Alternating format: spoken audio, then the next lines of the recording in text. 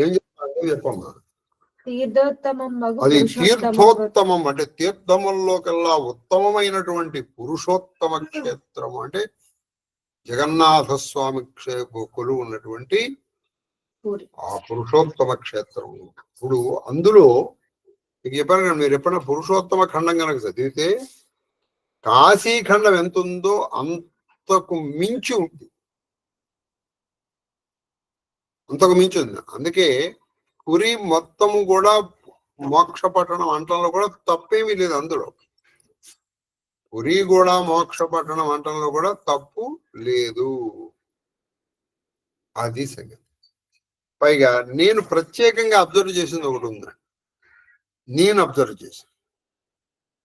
నేను చాలా క్షేత్రాలు, సరే కొన్ని క్షేత్రాలకు వెళ్ళాను, కానీ ఎక్కడా కూడా హోటల్ మీద ఇలా రాయలేదు. ఏది వెళ్ళి ఉల్లిల్లి వాడని పదార్థములు దొరుకును అని రాయలేదు. కానీ అక్కడ అనేకమైన హోటల్స్ మీద ఉన్నాయి. అంటే వాళ్ళు అక్కడ అటువంటి pure veg and Jain food అంటారు, అది దొరుకుతుంది అక్కడ దొరుకుతుంది. చూశాను నేను చాలా అనేక చోట్ల. సార్ ఇక్కడ చాలా ఎన్ని చోట్ల చదివింది, నాతో పాటు వచ్చినాడు చదివింది. తర్వాత కృత్తివాసో నివాసంబగు అది అక్కడి నుంచి ఏంటంటే కృత్తివాసో నివాసంబగు అంటే కృత్తివాసము అంటే శివునికి నివాసం అయినటువంటి కృత్తివాసం అనేటువంటి క్షేత్రం. అక్కడి నుంచి ఈ కృత్తివాసం కూడా ఈ పేర్లు ఏవో మారి ఉండొచ్చు మాస్టర్. అది కృత్తివాసంబు. కృత్తివాసుడు అంటే ఈయన శివుడు. మరి ఇప్పుడు దాన్నే భువనేశ్వర్ అని పిలుస్తున్నారేమో, మరి మనకు తెలియదు. నెక్స్ట్ ముక్తి వధూచరణ కటకంబగు అది చూసారా, ఖచ్చితంగా ఇది కటకం అంటే ఇది భువనేశ్వరే. ఇప్పుడు ఈ కటకము దాని పేరు ఏంటంటే భువనేశ్వర్. ఈ రెండు కూడా జంట నగరాలు అక్కడ. ఇప్పుడు ఎలాగైతే మన హైదరాబాదు సికింద్రాబాదు ఉన్నాయో,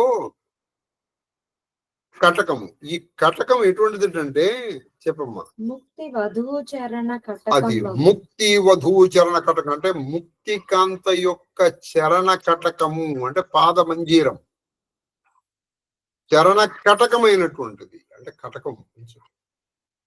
అక్కడ నేను ఇంకోటి చూశానండి, ఇది ముఖ్యంగా ఈ కటక్ ఈ పూరి భువనేశ్వర్ దాంట్లో నేను చూసింది ఏంటంటే రాత్రి 9 maximum 10 the roads have become total silent. అసలు ఒక చోట మేము వెళ్ళేటప్పటికి 9 వాడు ఫుడ్ పెట్టనంటాడు. వాడిని బతిమాలితే ఏవో ఉన్నది పెట్టేసాడు. వాళ్ళు ఉన్నది పెట్టేసేయండి, బాగుంది అనిపించింది. అది సంగతి కటకం. తర్వాత దుఃఖదహన జలేశ్వరంబగు అది అక్కడ ఇంకో క్షేత్రం ఉంది. మరి ఇవన్నీ ఉన్నాయి. మరి దుఃఖదహన జలేశ్వరం అంటే దుఃఖం అనేటువంటి దహనము అంటే అగ్ని. జలేశ్వరంబగు జలేశ్వరము అనేటువంటి ప్రదేశం అంటే దుఃఖ దహనం పోవాలంటే ఒక జలము కావాలి. జలములకు ఈశ్వరుడు జలేశ్వరుడు. ఆ జలేశ్వరంబు కృతవందన నందనేశ్వరంబగు ఇంకోటి ఉంది అక్కడ. ఇవన్నీ మనకు తెలియదు, నాకు తెలియదు, మీకు తెలుసు. కృతవందన అంటే చేయబడిన నమస్కారములు కలిగినటువంటి నందనేశ్వరము అంటే పరమ. అక్కడికి వెళ్ళేటప్పటికి మంచి ఆనందం కలుగు అటువంటి నందనేశ్వరము. చిత్ గగనేశ్వరంబు అది చిత్ గగనేశ్వరంబు. చిత్ అంటే జ్ఞానం, చిత్ గగనము అంటే జ్ఞానాకాశ శ్రేష్టమగు గగనేశ్వరం అనేటువంటి ఒక క్షేత్రము లేదా అక్కడ మహానుభావుడు. ఇవన్నీ ఉన్నాయో మరి. ఇప్పుడు ఆయన కరెక్ట్ అయితే ఇటు నుంచి వెళ్తున్నాడు చూడండి. ఆయన ఎక్కడికి వచ్చాడు? ఫస్ట్ అరుణగిరి దగ్గర నుంచి ఈయన డైరెక్ట్ గా ఎక్కడికి వచ్చాడు? నెల్లూరు వచ్చాడు. పినాకి కంచి, సారీ, అరుణగిరి నుంచి కంచి, కంచి నుంచి ఈయన ఎక్కడికి వచ్చాడు? నెల్లూరు వచ్చాడు. నెల్లూరు నుంచి ఈయన ఎక్కడికి వెళ్ళాడు? కృష్ణవేణి, కృష్ణానది, విజయవాడ వచ్చాడు. అక్కడి నుంచి రాజమహేంద్రవరం, పిఠాపురం, పిఠాపురం నుంచి సింహాచలం, సింహాచలం నుంచి ఈయన శ్రీకూర్మం, గోకర్ణం, అలా వెళ్తున్నాడు. పురి, కటక్, జాలేశ్వర్ అంటే ఉన్నారమ్మా. జాలేశ్వర్ ఉందని చెప్తున్నారు. ఈవిడ ఉత్కళ కదా జాలేశ్వర్, మనం చూడలేదు, మాకు చూపించలేదు. తర్వాత నందనేశ్వరము, గగనేశ్వరుడు, గగనేశ్వరుడు, పితృముక్తి నివాసం గయాస్థానం. అదే కరెక్ట్, నాభిగయ అంటే పితృవులు అక్కడికి వెళ్ళి నువ్వు కనుక పెడితే వాళ్ళకి ముక్తి వస్తుంది. గయా అదేంటంటే నాభిగ, అదే విరజ శక్తిపీఠం. అక్కడే వైతరణి నది ఉంది అక్కడ, అది గయాస్థానం. అది అంటే ఈయన విరజా నది వరకు వచ్చాడండి ఈయన. అంటే బహుశా ఈయన ఎటు నుంచి వెళ్తున్నాడు అంటే ఇటు నుంచి వెళ్తున్నాడు. ఇటు వెళ్ళే దారి కూడా ఉంది. మా మిత్రుడు ఒక అతను కాశీకి కారులో వెళ్ళాడు. కాశీ కారులో అతను ఇటు నుంచి వెళ్ళాడు. అది ఫస్ట్ అన్నవరం వెళ్ళాడు, అన్నవరం నుంచి సింహాచలం ఇలా వెళ్ళాడు. అంటే ఇటు నుంచి కూడా రావచ్చు కదా మనం. కోస్టల్ ఏరియా నుంచి వచ్చాడు అతను. వచ్చేటప్పుడు ఇటు నుంచి వచ్చాడు, ఓ ప్రదక్షిణ వరకు బాగా ప్లాన్ చేసుకున్నాడు అతను. ఇవన్నీ చూసుకుంటూ వచ్చాడు అతను. అది తర్వాత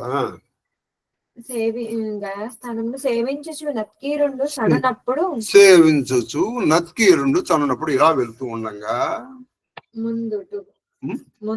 ముందట ఇలా ముందర. తర్వాత ఇది గయా గురించి శ్లోకాలు, గయ గురించి కొన్ని శ్లోకాలని చదివిందాం. చెప్పండి, అన్నిటి గురించి చెప్పమ్మా, ఒక గయ గురించి. మోక్ష నివాసంలో విక్రమసింహము నెల్లూరు. విక్రమసింహం నెల్లూరు చెప్పాను కానీ నాకు తెలిసి నేను చెప్పేశాను. కృష్ణవేణి పడమటి కనుమల్లో నేటి మహాబలేశ్వరం వద్ద అది కృష్ణవేణి ఎక్కడ పుట్టిందంటే మహాబలేశ్వరుడు అనే ప్రదేశంలో పుట్టింది. దాన్ని మనం గోకర్ణం అని పిలుస్తున్నాం. గౌతమి గంగా, గౌతమ మహర్షి మరణించిన మాయా గోవుపై. అదే గౌతమ్ ఏం చేశాడంటే ఈ గౌతముని చేయడం కోసం కొంతమంది ఋషులు వినాయకుడిని ప్రార్థించారు. ఆయన అంటే ఈ గౌతముని మీరు ఏడిపించాలన్నారు. ఏమిట్రా మీకేం మాయరోగం పుట్టిందిరా, నువ్వు చేయాల్సింది, సరే చేస్తాలేమో అని ఒక గోవుని ఆయన సృష్టించారు. ఈయన గోవుని మరి ఏం అనకూడదు కదా, అందుకని ఒక దర్భతో ఇలా అన్నాడు, అది చచ్చిపోయి. నువ్వు గోవుని చంపేశావు అని ఈయన మీద పెట్టారు. కాబట్టి ఆ మరణించిన గోవు నుంచి నువ్వు నదిని ప్రవహింపజేస్తే కానీ నీ పాపం పోదన్నారు. అప్పుడు ఆయన శివుడి కోసం తపస్సు చేశాడు. అప్పుడు గౌతమి గంగ వచ్చింది. అదే కొవ్వూరు కాదు, అది గోవు ఊరు కాస గొవ్వూరు అయింది. తర్వాత గోకర్ణము. ఇదిగో చెప్పండి, తతోభివ్రజ్యా భగవాన్ కేరళం స్తుత్రి గర్తకాన్, కేరళం స్తుత్రి గర్తకాన్ గోకర్ణాఖ్యం శివక్షేత్రం, గోకర్ణాఖ్యం శివక్షేత్రం సాన్నిధ్యం ఎత్ర ధూర్చటే. అంతే. దానికి తెలుగు తర్వాత తెలుగు ముందర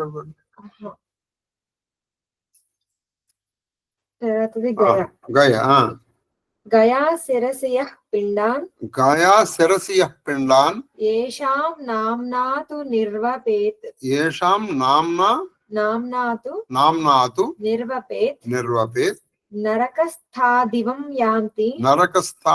యాంతి, స్వర్గస్థా మోక్షమాప్నుయు శ్రాద్ధే క్రోశద్వయం మానం గయాయాం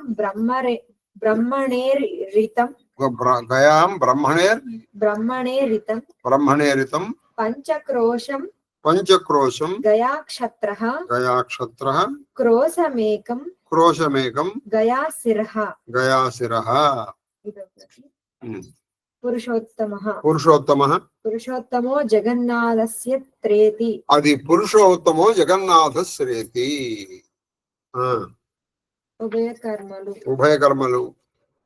మువ్విధములు మువ్విధములు కర్మము ఆ కర్మములు 3 కాలు ఆగమము సంచితము ప్రారబ్ధము.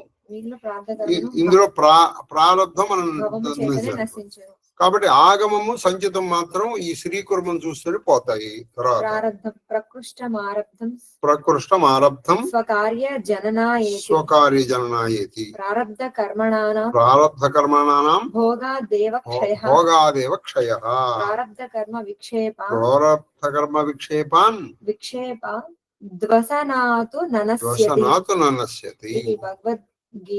భగవద్గీత మధుసూదన సరస్వతి తర్వాత మధుసూదన సరస్వతిలో చెప్పారు. తర్వాత జలేశ్వరము, ఇది నేపాల్లో గలదు.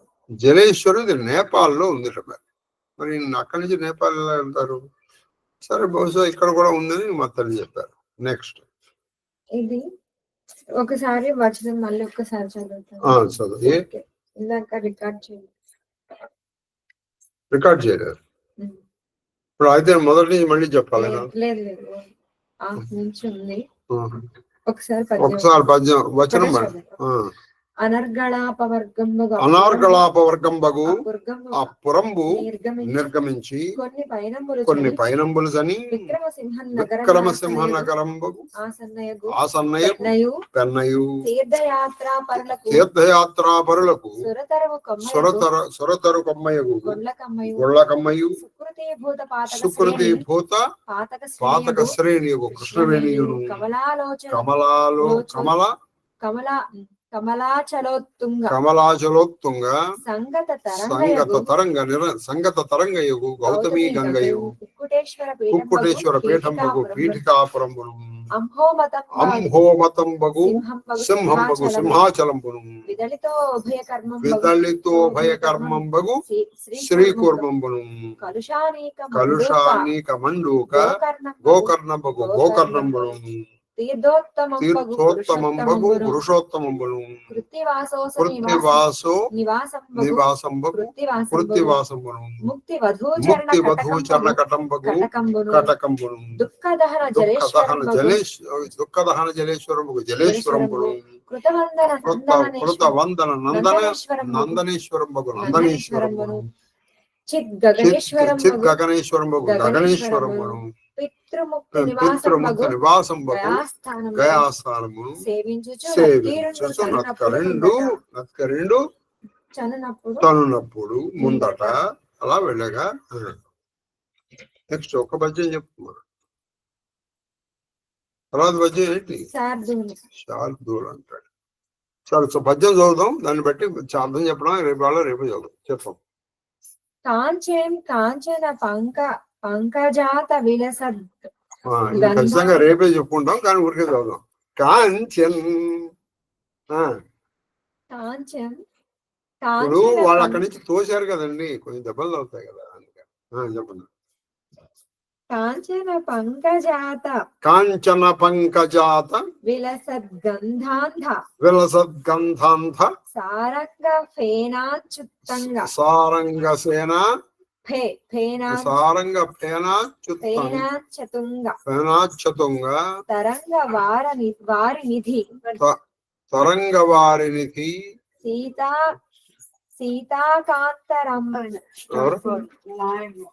లాయర్ గారు. అయ్యా మహాదేవ్ సార్, మీ దగ్గర మీ క్లాస్ రాయని కోర్టులో నిమిషం డిస్టర్బ్ చేయొచ్చా? చేయండి, నేను ఒక్క నిమిషం ఇది కొంచెం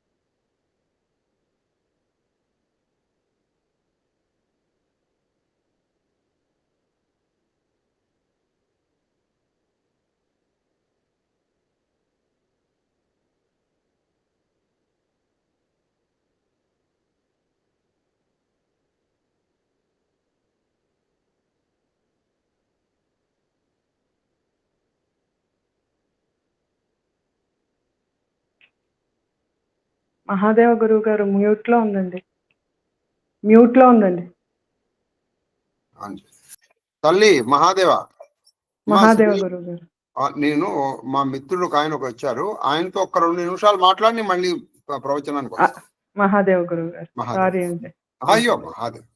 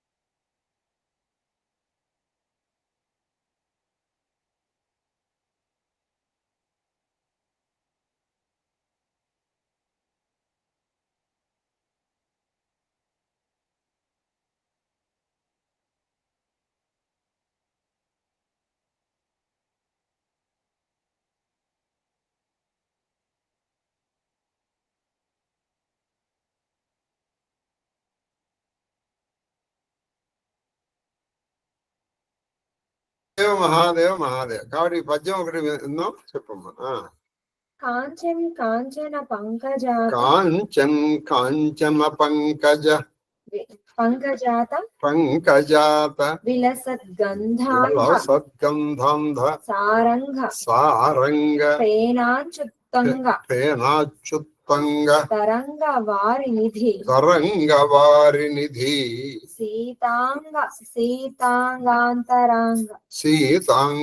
సీతాంగాంతరంగ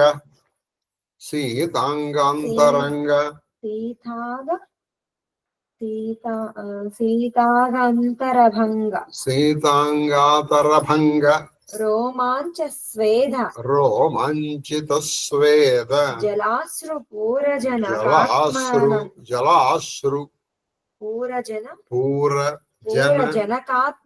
జనకాత్మజానంద సపన్మనో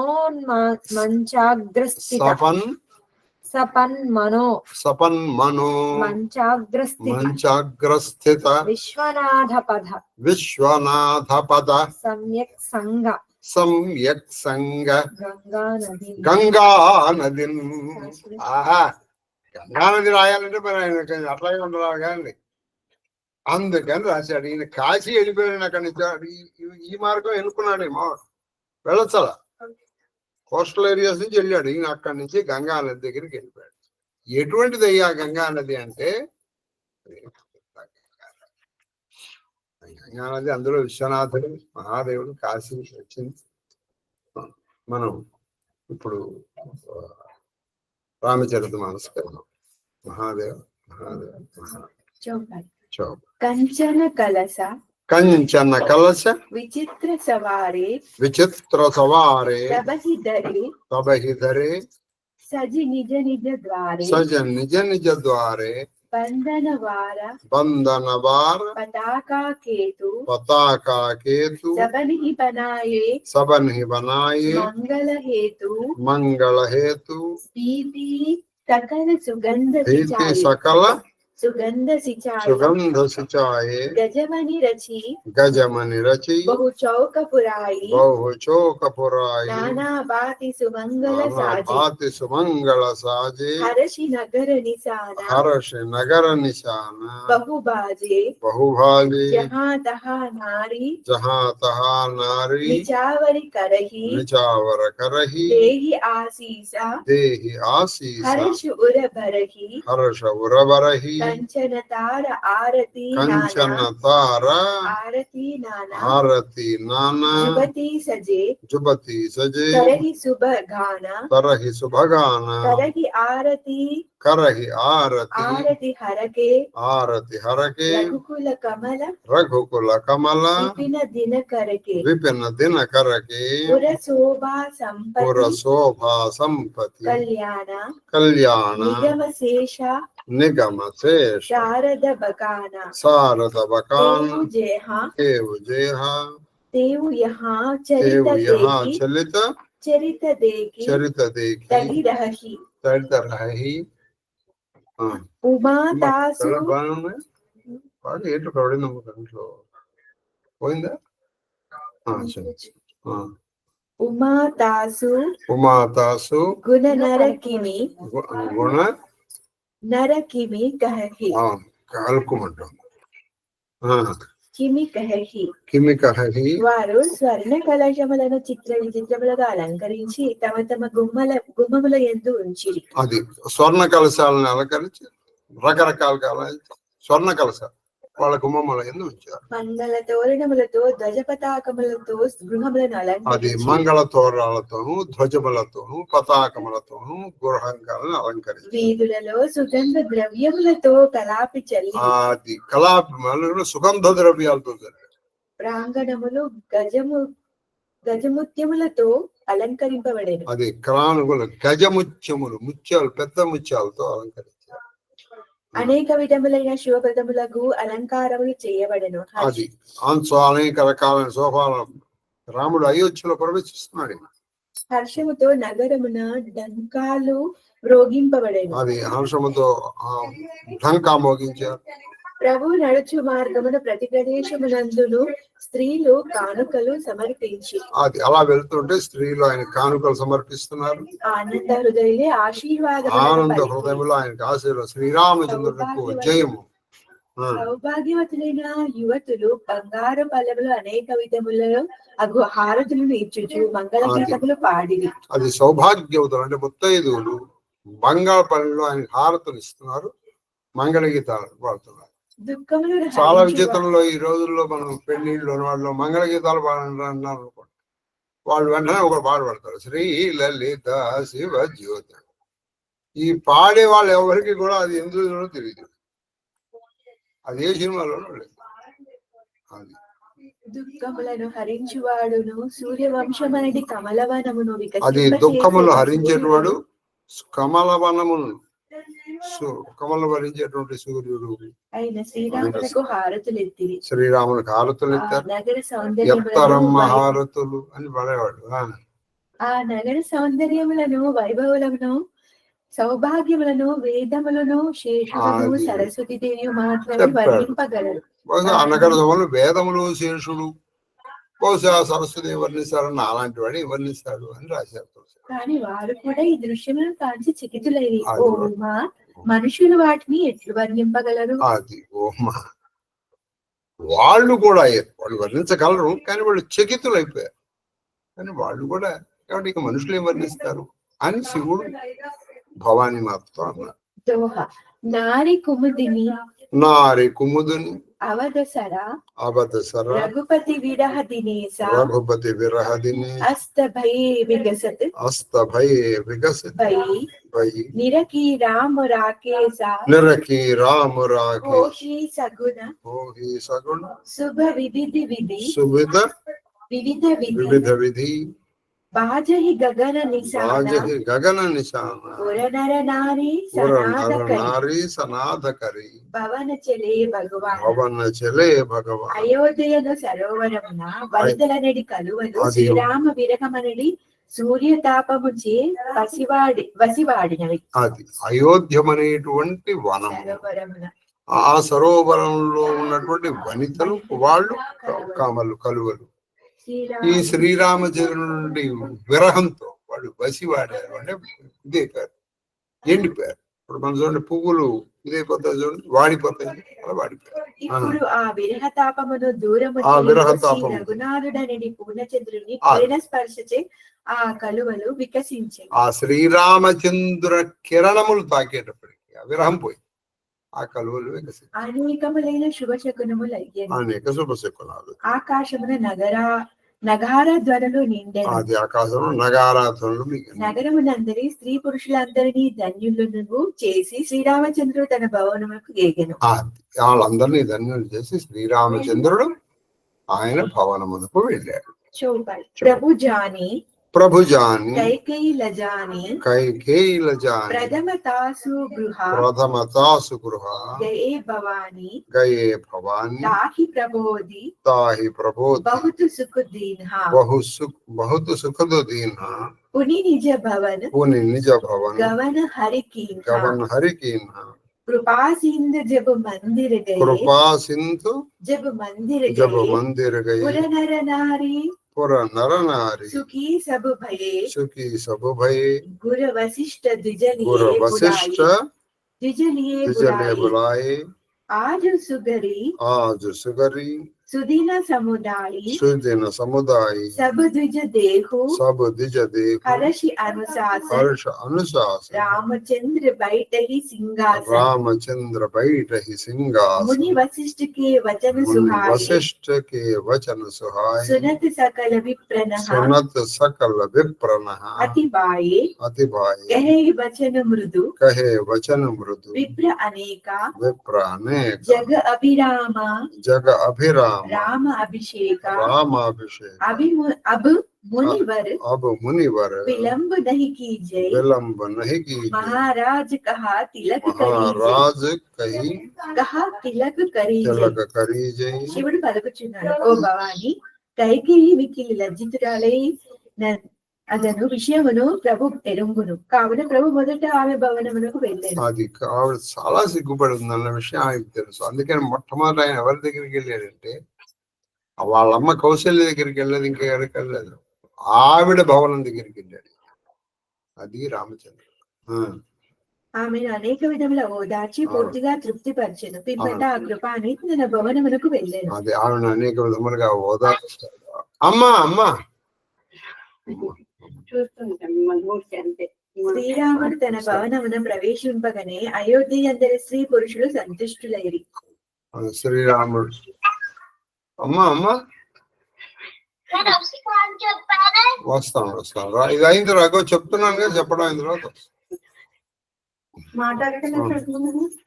గురువైన వశిష్ఠుడు బ్రాహ్మణులను పిలిచి, ఈనాడు ఈ వేళ శకునములన్నీ శుభాహ్వానములై ఉన్నవి. అది కావాలి, ఇవాళ మంచి శకునాలు ఉన్నాయి కాబట్టి ఇదే మంచి రోజు, ఈ సింహాసనం మీద కూర్చోబెట్టేద్దాం. శ్రీరామచంద్రుడు సింహాసనం అధిష్ఠించుటకు మీరందరూ అనుజ్ఞ నొసంగుడు అని వారిని ప్రార్థించారు. అది ఆ బ్రాహ్మణుని అందరినీ పిలిచారు. శ్రీరాముడు సింహాసనం మీద కూర్చోవడానికి మీరు ఆజ్ఞ ఇవ్వండి. మహర్షి పలికిన మధుర వచనములను విని బ్రాహ్మణులందరూ పరమానందమును పొంది అది ఆ బ్రాహ్మణులందరూ ఈ మాట విని పరమానందాన్ని పొందారు. వాళ్ళకి కావాల్సింది కూడా అదే.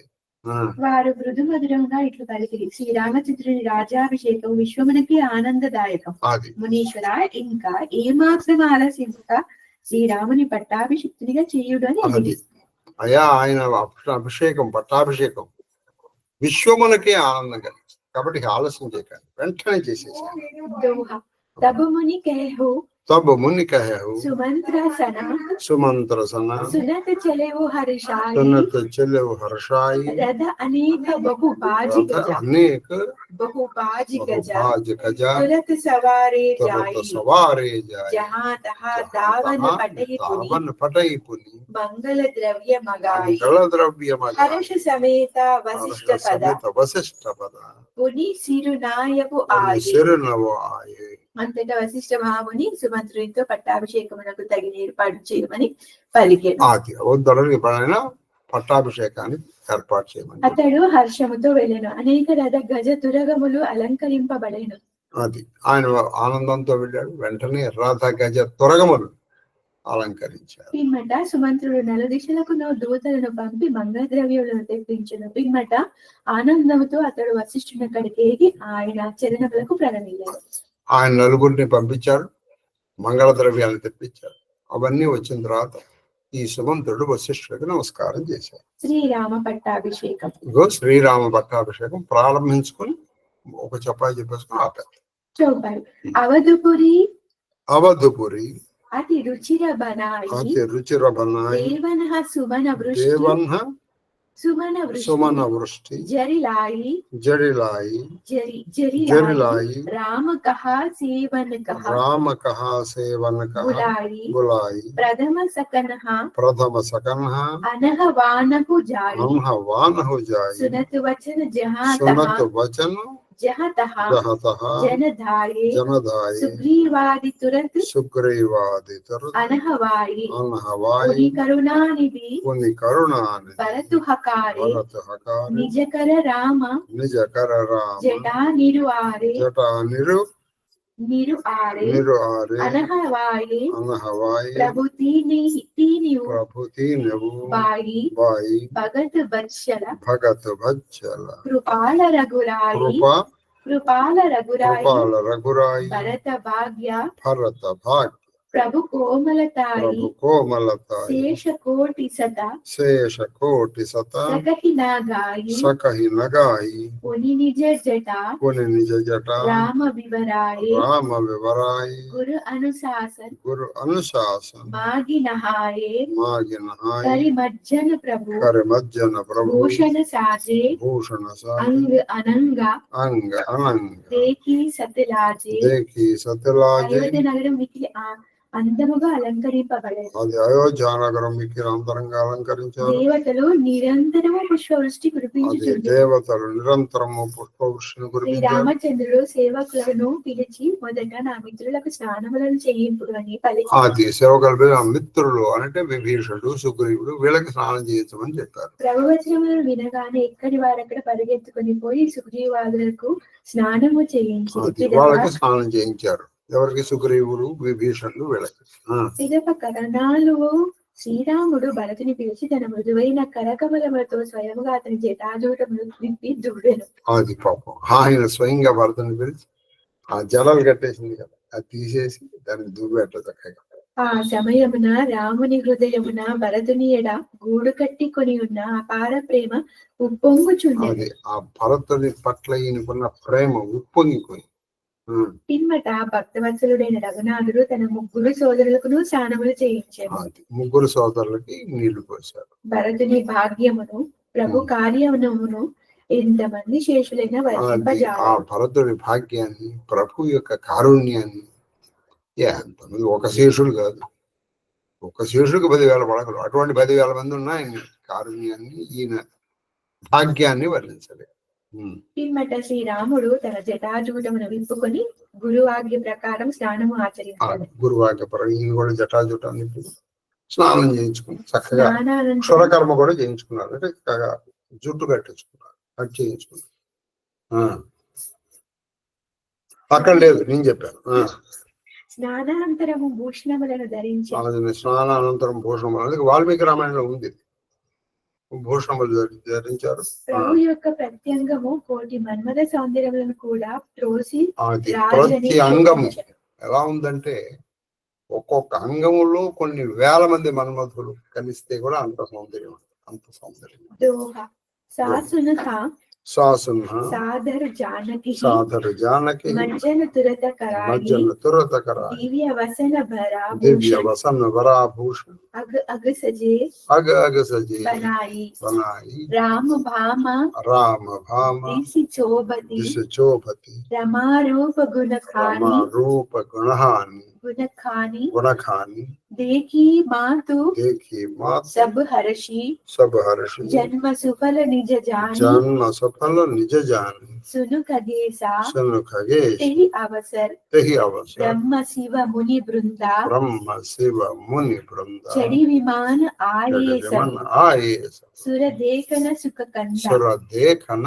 सुख कंदा ఇక్కడ సీతాదేవిని అత్తగారులందరూ ఆ వాళ్ళు తీసుకెళ్లి అత్తగారులు ఆవిడకి స్నానం చేయించారు. ఆవిడకి దివ్య వస్త్రములు భూషణములు జరిపించారు. ప్రత్యంగమును ఆభరణముచే అలంకరింపచేసి ఆవిడకి ఎక్కడెక్కడ ఏ ఆభరణాలు పెట్టాలో ఆభరణాలు పెట్టారు. ఆవిడకి శ్రీరాముని వామ భాగమున సుగుణాల రాశి అయిన సీతాదేవి శోభిల్లని. అది ఆవిడ ఆయన వామ భాగంలో గుణాలు రాసినటువంటి సీతమ్మ శోభిల్లింది. వారిని చూసి తల్లులు తమ జన్మల ధన్యములైనవని తలంచుచు సంతసించి అది ఆ చూసిన తల్లులు వాళ్ళ జన్మలు ధన్యమైన సంతోషించి కాకాభుషుని పలుకుచున్నారు. కాకాభుషుని గరుడుతో చెప్తున్నాడు ఆ సమయంలో, ఓ పక్షిరాజా గరుడుడా వినుము.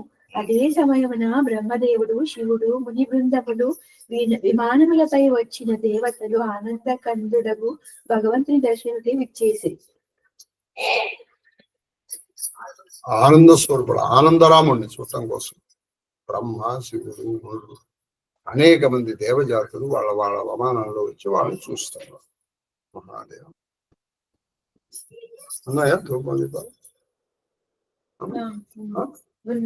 ధూపమా ఘరాపయ దీపందర్ ధూప నైవేద్యం నివేదయ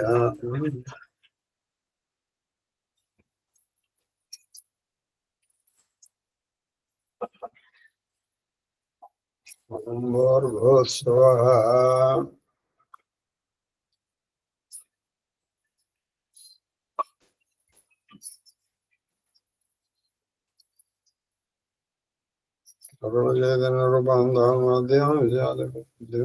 ప్రచోదయాత్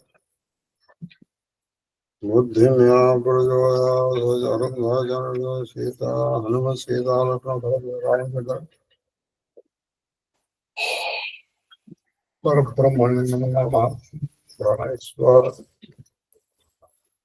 కాశీ పురాంధ్ర దేవి దేవతర కాశీ శాలక్ష్మి గౌరీ ఓం ప్రాణాయామ ప్రాణాయామ బ్రహ్మణే స్వాహ మధ్యే మధ్యే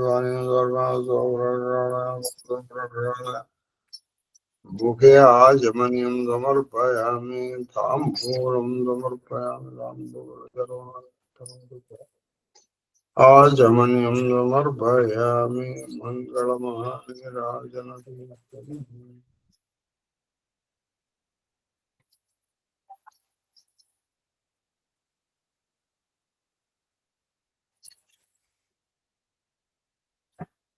బాలాంబికే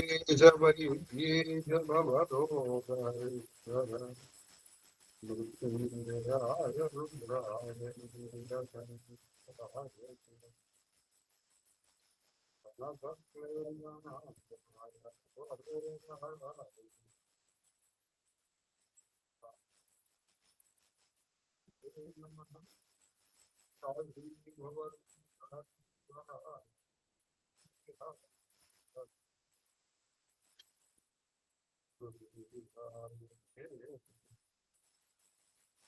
రామాయ రామభద్రాయ రామచంద్రాయ వేదసే రఘునాథాయ నాథాయ సీతాయ పతే ఆనంద మంగళ కర్పూర రాజనది మందరస్వరం హర నమో పార్వతీ హర హర మహాదేవ. నమశ్చంద్రికాయ. ఓం ఆది గృహస్థశేఖరుడవైనని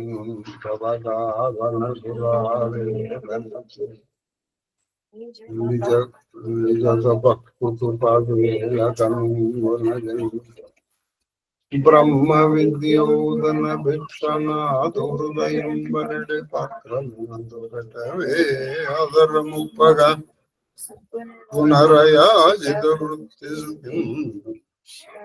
ఈశ్వరా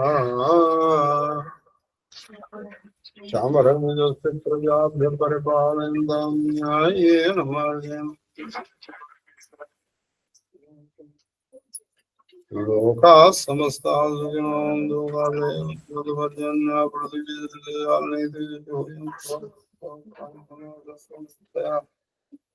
అపుత్ర పుత్రుల సంతు పుత్రుల సంతు శరదాం శతం సర్వదేవ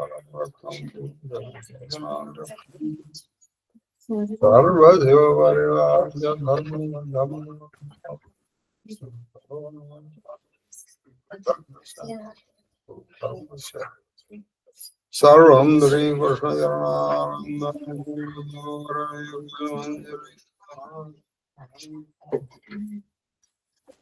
మహాదేవ. మాస్టరు మహాదేవ మహాదేవ మహాదేవ మహాదేవ మహాదేవ మహాదేవ. సార్ మీకు ఈ గోకర్ణ గురించి ఏమైనా తెలుసా? లేదు సార్. ఎందుకంటే ఆయన కూడా అంత రాసిన అక్కడ అప్పట్లో ఏమైనా ఉండేది, మరి అక్కడ వాళ్ళని ఎవరిని అడగాలి. ఈ ఊరి పేర్లు చాలా చాలా చాలా చోట్ల ఉంటున్నాయి సార్. అదే అదే అది విషయం. అందులోనూ సిమిలర్ నేమ్స్ కూడా ఉన్నాయి. అవును, అందుకని మనం అందులోనూ ఇది కొన్ని ఏళ్ల క్రితం కదా, అవును, చాలా మార్పులు చేర్పులు జరిగి ఉంటాయి. ఈ సబ్జెక్ట్ ని అసలు కృష్ణారావు గారు రాసి ఉండాలి యాక్చువల్ గా చెప్తే, అనకూడదు కానీ. అది ఆయన కదా సార్ దీనికి వ్యాఖ్యానం అదే రాశారు, దాని తప్పని నేను అంటలే. ఇటువంటి కొంచెం రాసి ఉంటే బాగుంటుందేమో అని. అది ఎందుకనంటే సార్ ఇప్పుడు ఈ గగనేశ్వరుడు, నందనేశ్వరుడు ప్రస్తుతం ఈ పేర్లతో పిలువబడుతున్నారు అని చెప్తే ఇంకొంచెం బాగుండేది. అంటే ఎన్నెన్ని రాస్తారంటే మనం చెప్పలేం, కానీ మనకి ఇప్పుడు అనిపించింది కాబట్టి చెప్తున్నాం. అవునండి, ఆయన లిమిటేషన్స్ ఆయనకు ఉంటాయి సార్. అంతే కదా మరి. అది కూడా చెప్పుకోవాలంటే వీళ్ళు ఉపయోగించిన ఎబ్రివేషన్స్ కి టెక్స్ట్ ఇవ్వాలి, ఎక్కడైనా ఆఖరిలోనో మొదట్లోనో.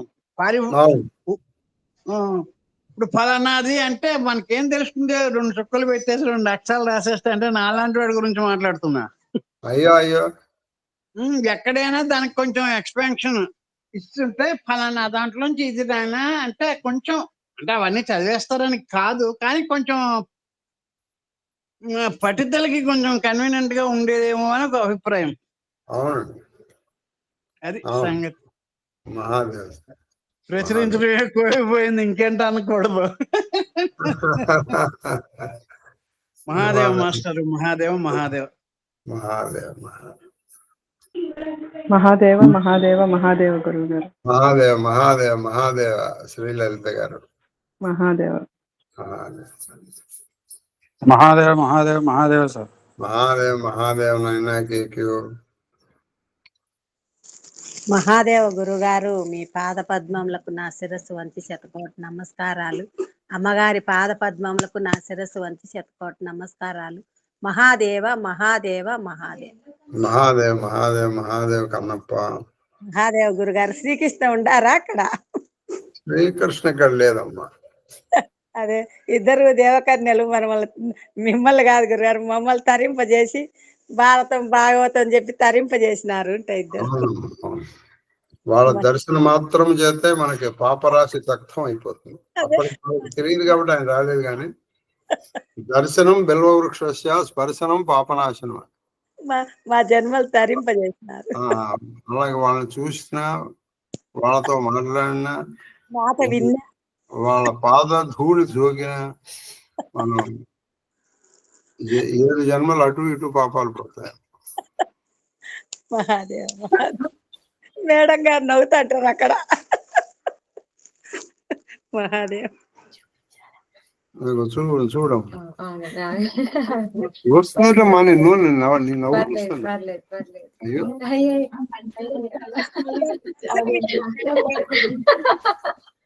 మేడం గారు నెల అయింది, ఒకసారి దర్శనం ఇవ్వండి. పర్లేదు నేను ఇస్తా మీకు స్పెషల్ దర్శనం ఇస్తా.